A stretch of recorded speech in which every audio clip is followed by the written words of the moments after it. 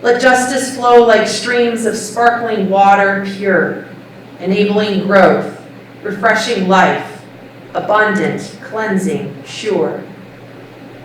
Let righteousness roll on as others' cares we heed, an ever-flowing stream of faith translated into deed. So may God's plumb line straight define our measure true, and justice right and peace pervade this world our whole life through.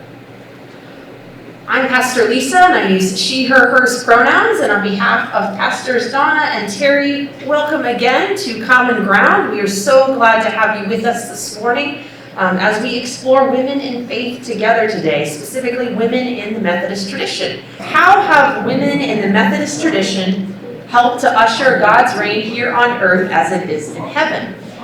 And we know that this is March, we're at the end of March now of Women's History Month, and so we're going to be looking at that together. And we're going to do that in several ways, as is common at Common Ground. We're going to do that through art. I hope you took a moment this morning to notice this beautiful altarscape that was designed by Sarah Basinger. And you'll notice objects throughout the altarscape that help us to remind us of women in faith. This statue is a Haitian woman. It's a Haitian statue who's cuddling a child.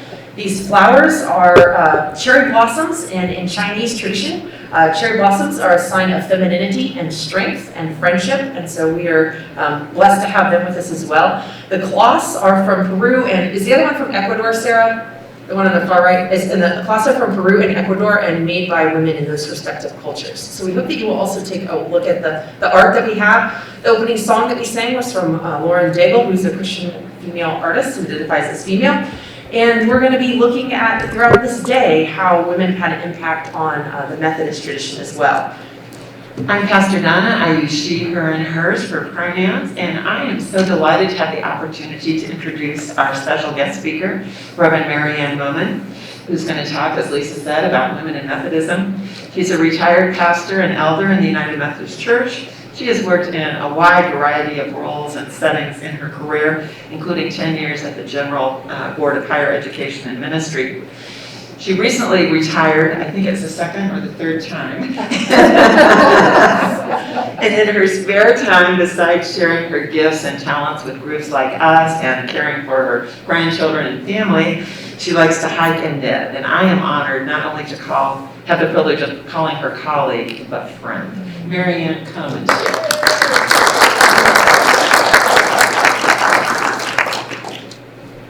It's really good to be here. I do want you to know I don't hike and knit at the same time. Sounds dangerous. Yeah. It's always good to be back in Bloomington.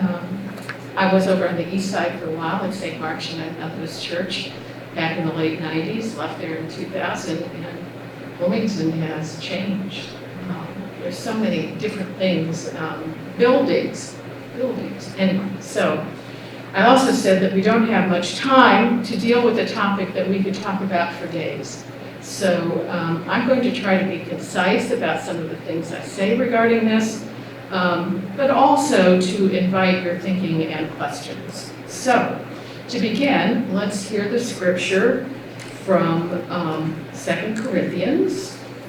And I've chosen to read it from the Message. I often make little changes in how I read it, so it might not look exactly like you see it on the screen. 2 Corinthians 15, 16 to 20.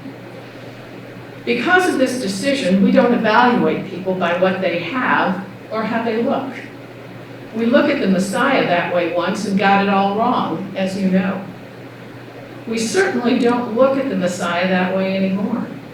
Now we look inside, and what we see is that anyone united with the Messiah gets a fresh start, is created new. The old life is gone, a new life emerges. Look at it. All of this comes from God, who settled the relationship between us and God, and then called us to settle our relationships with each other. God put the world square with God's self through the Messiah, giving the world a fresh start by offering forgiveness of sins. God has given us the task of telling everyone what God is doing. We're Christ's representatives. God uses us to persuade men and women to drop their differences and enter into God's work of making things right between them. We're speaking for Christ now. Become friends with God. God is already a friend with you. This is the word of God for the people of God. Thanks be to God. So, how do we start thinking about women in the Methodist Wesleyan tradition who have led a life that bespeaks the kingdom of heaven right here on earth, when we know it's not perfect here on earth? But that's really one of the hallmarks of the early Methodist movement. John, Charles Wesley, Susanna Wesley. Now there's a story we could spend a whole month on, but we're not going to. The Wesleyan DNA has always included care for the poor, for the least among us, for those who are on the margins.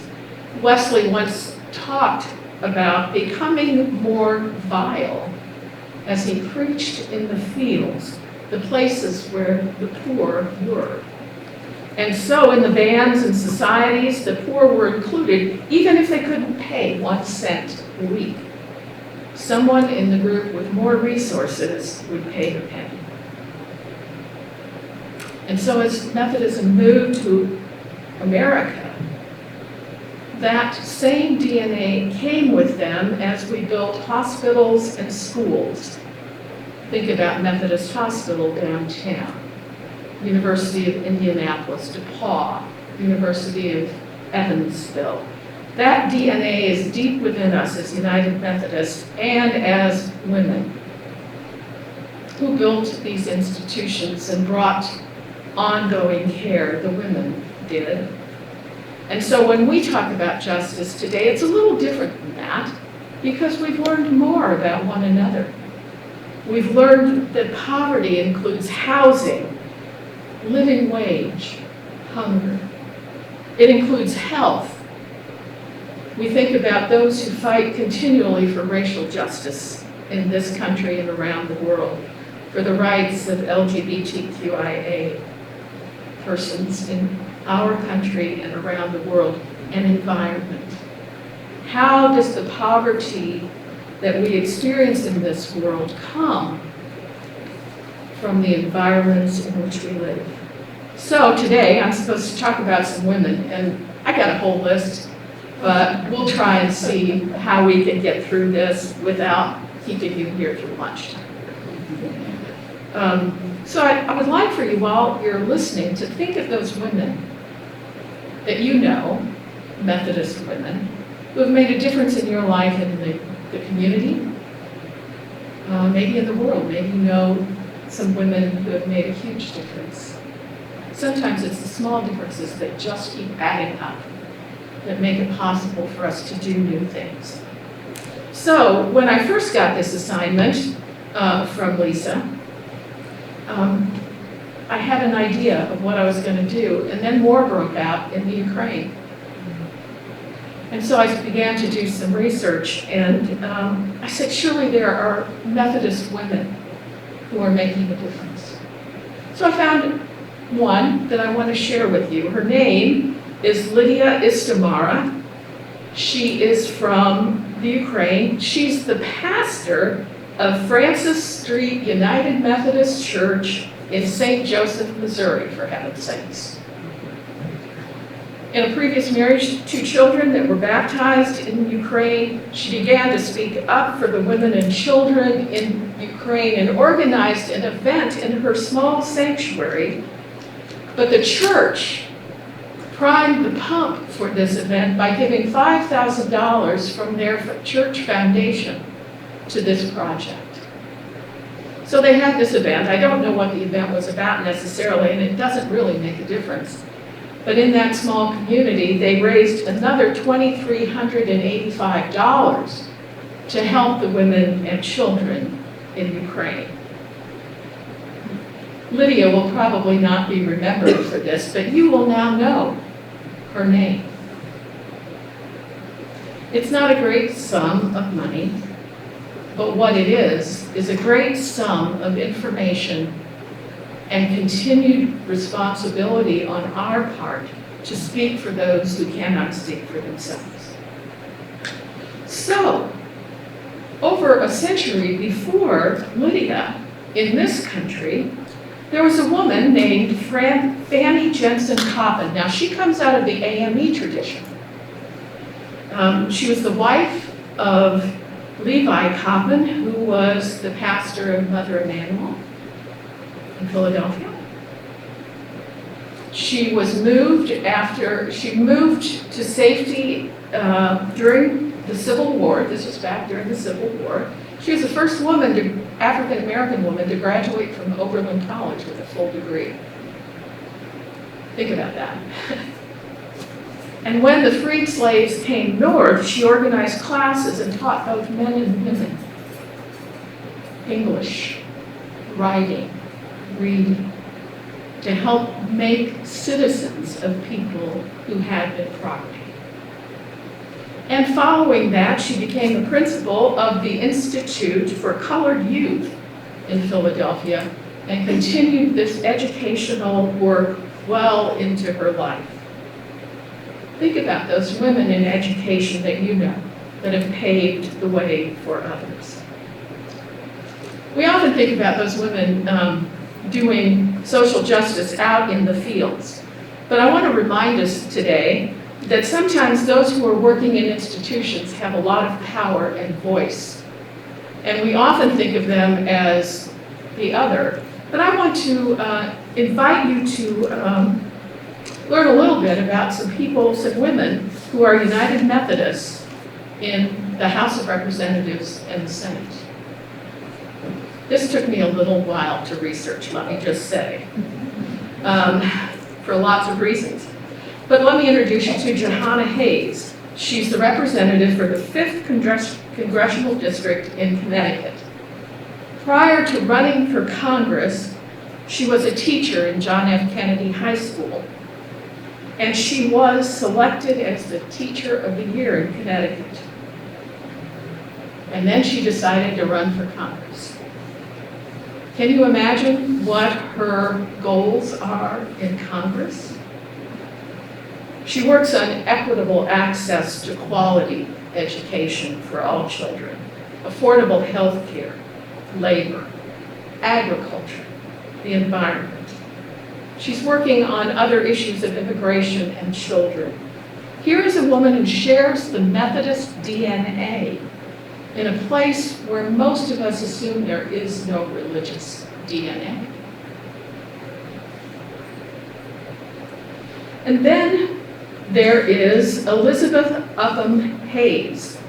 Now, I contend that Johanna Hayes can be where she's at because of this woman who lived in the early 1900s. After the passage of the Women's Suffrage Amendment, yay! In 1920, she was the first woman in the U.S. to be nominated for lieutenant governor, Democratic Party. Okay, we'll just say we're going to talk about Republicans and Democrats vote. But she was in the Democratic Party, and this was in the little state of Rhode Island. I knew nothing about this. She was one of the earliest Methodist Episcopal women to receive a license to preach. In 1888, she was elected as a reserve delegate to General Conference of the Methodist Church then. You all know what that means, sort of? Do I need to say more? Okay. However, just because she was elected didn't mean she got seated. And it wouldn't be until 1900 that she would be seated, along with some other women, as delegates to the General Conference. People in places of power, women have been there. Women have been there. Then there's Doris Matsui. She's from California, representative Her husband was the representative from that district. He died, she ran, and she won. And again, a woman of Methodist DNA who's working for health care, gun control, LGBTQIA rights, energy, and the environment. And although not always attending Methodist churches, Elizabeth Warren does claim some Methodist heritage, and you know that she ran for president under some of the same kinds of issues. It doesn't mean that they are always successful, but it does mean their voices are in the places where decisions are being made. Church leadership. Now this is a good one. There have been lay women and clergy women in the United Methodist tradition who have worked wonders. Let me just say. And I can't tell you all of them this morning, but there are such good stories. These are women who are subversive in a great way. It's called good trouble. Is that what we talk about? Good trouble.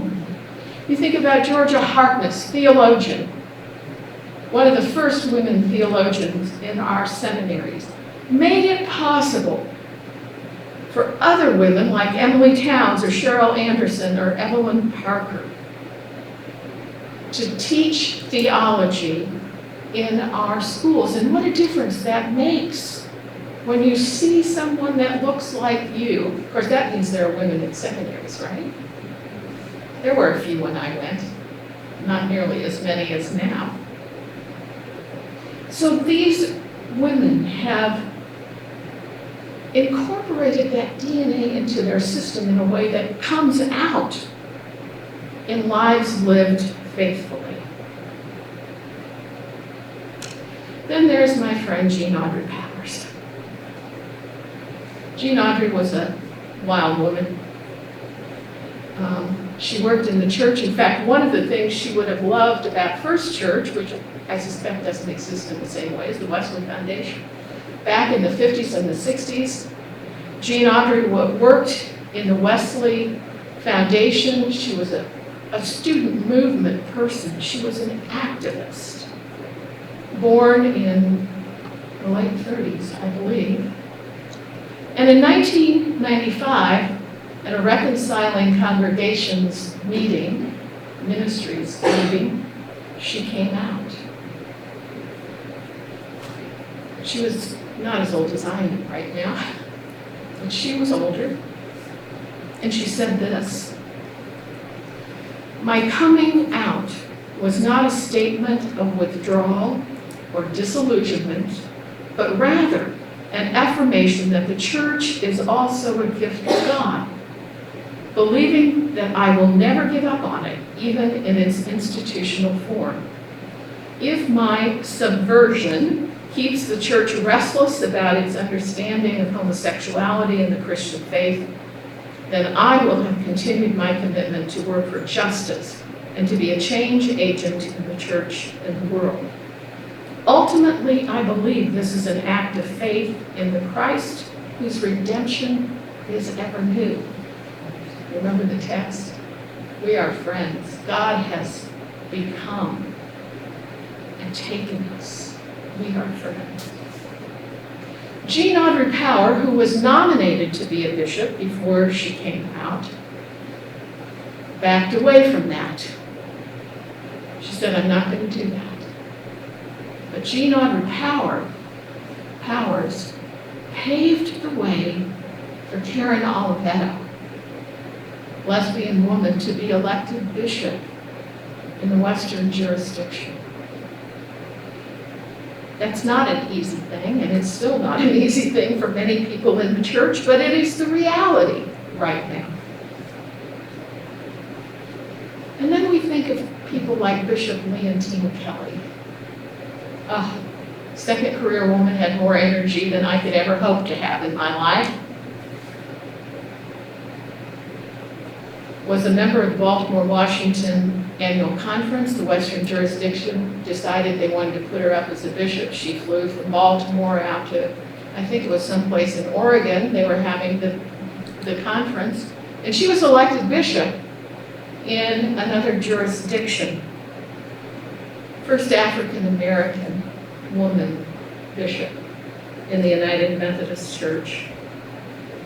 And she paved the way for people like Latrell Easterling, who is now a bishop, Violet Fisher, Tracy Malone, Smith Malone, all African American women bishops whose voices are heard in places where they were not heard before.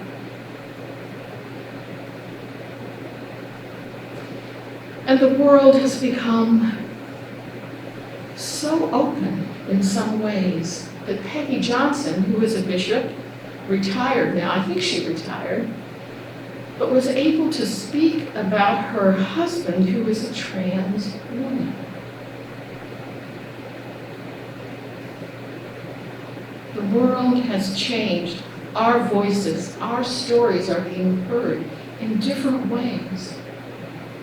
There's still the judgment, I get that. There are still those who don't understand, and I sometimes am one of those too. But I'm also reminded of Ida B. Wells, a journalist in the last century who spoke truth to power about the way Black people were being treated.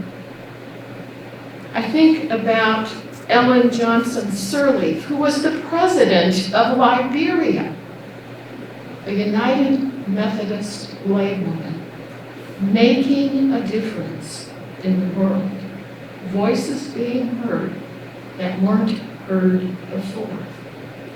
Now, that's our DNA.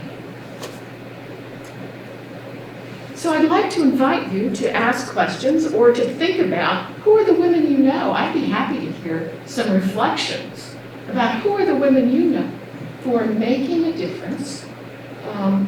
And let's just name them if we can, or if you have questions, I will try to answer them. One of the books I've used is Spirituality and Social Responsibility. It was edited by Rosemary Skinner Keller, another theologian. It's a wonderful book. I haven't been able to talk about Thelma Stevens, but we don't have time. But Thelma, write that one down and research it, because you'll be surprised what you see.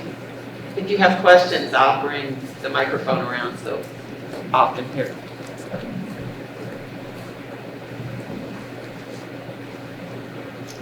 Well, my mother was an inspiration. She was a dedicated United Methodist woman Yes. who made sure I got to church on time, so that I got my paper route done and was at church. But my main question is, what were the relationships of John and Charles Wesley to women? Be as specific as you can, please. Oh, I didn't go down that path in my research, so let me dig a little bit here. Well, as you might know, John had terrible marital relations. He was not a very good husband, so I don't know what that says about him, other than he was a workaholic. There were women who were evangelists. Ordination didn't come until much later. So I think John, if he were living today, I want to make this assumption, probably would be very supportive. But back when John Wesley lived, the role of women was so much different. But he had a mother who was a pistol. And spoke her mind and made sure those children, I mean, much like your mother, made sure those children got their religious education. That's about as specific as I can be right now. I didn't go back and look at all that stuff.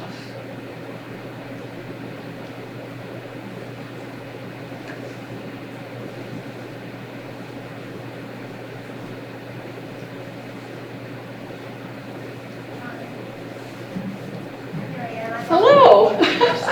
Nice to see you, Evelyn. So the person who has made a difference, first made a difference in my life with United Methodist Women, and we are now United Women in Faith as of March the 1st. Her name was Elaine Litham. And I'm not sure when Elaine came to Bloomington, but in the year, and she had been president of the Conference United Methodist Women in either Alabama or Arkansas. And then she and her husband moved to Bloomington and retired here. And one day she approached me in late 1999. She approached me in the narthex asking me if I would take an office in the district, which was then the Bloomington district. And so fast forward just a bit, and I did in early 2000 say yes, and began my journey with United Women in Faith. So she's the first woman that really opened the door for me, aside from my mother, who was member of the WSCS. Yes. Yeah. Women serving chicken dinners. But there was a purpose to those chicken dinners. Yeah. I think about all the lay women that I've had the privilege of working with in congregations over the years. And I think about the women at Broadway, United Methodist in Indianapolis.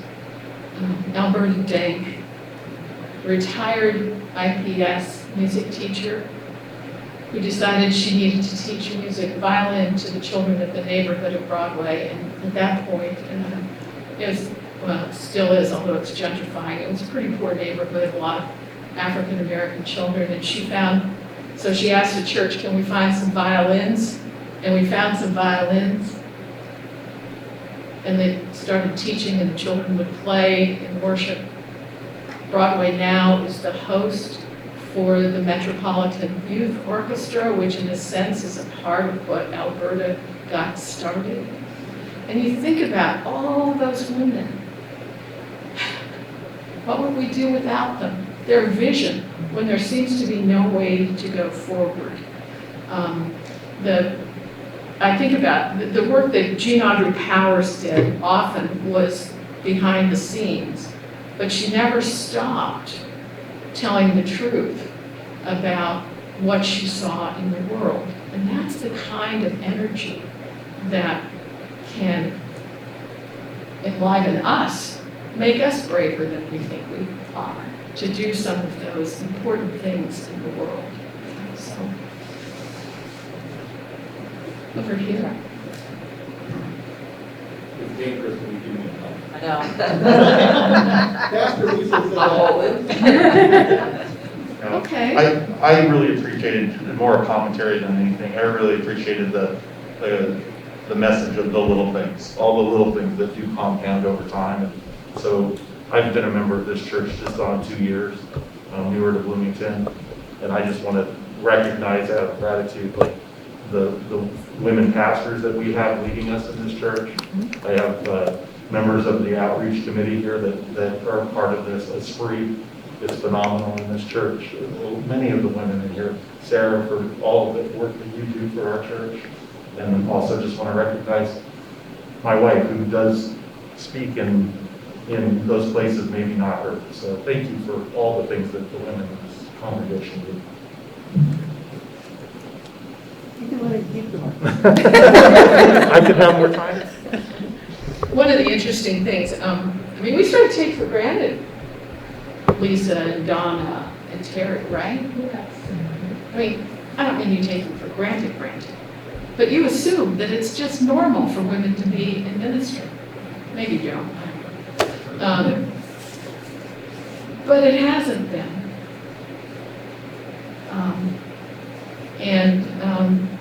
It's been an uphill journey for a lot of women along the way. It wasn't until 1956 that women were given full clergy rights, which meant they were guaranteed an appointment. They could be ordained before that, but they didn't know. The bishop didn't have to appoint them. And many were not appointed. So it's not that long ago that we think about that.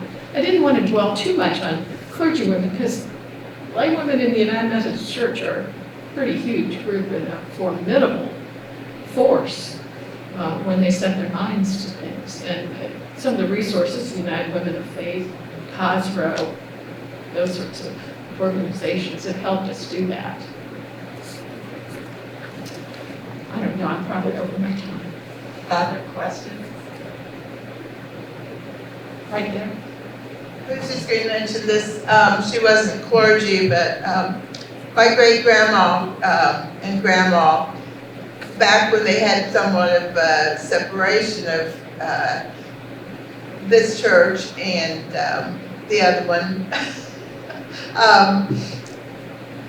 my family mostly went to, I'm sorry, I lost my train of thought on the other church. I went,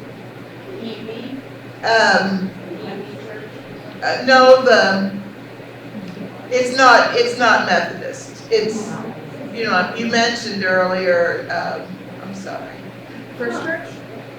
First Church,